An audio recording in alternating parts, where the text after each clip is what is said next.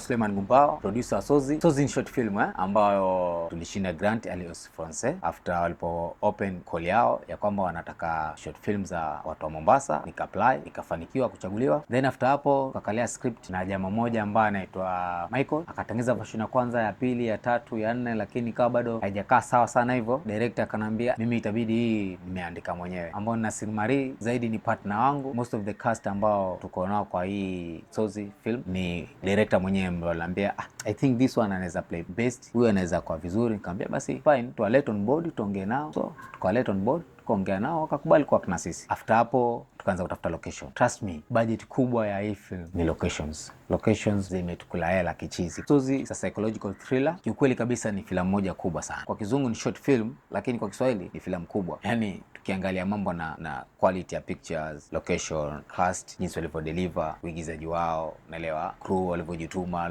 yaani kwa ujumla ni production value yake iko juu sana, na natumai watu wataipenda. Hongera sana Alliance Francaise kwa kutupatia nafasi hii. Kiukweli kabisa si mimi peke yangu ambaye ilipewa grants, tuko watu 9. Kwa hivyo naweza sema kwa upande mwingine za competition. Hatua hiyo waliochukua Alliance kutupatia grants na kuweza kukuza hii industry ya filamu Mombasa ni hatua moja kubwa sana, na Mungu azidishie. Naweza sema kwamba nawakaribisha muweze kuitazama Sozi. Ningeomba muangalie sana Sozi. Kwa sasa hivi nimefungulia social media, nipo na account ya TikTok ya Sozi, Instagram, Facebook account, so mnaweza fuatilia hizo account, follow page, like, share, subscribe, jisikie uko nyumbani. Sawa? Thank you sana. Sozi to the world.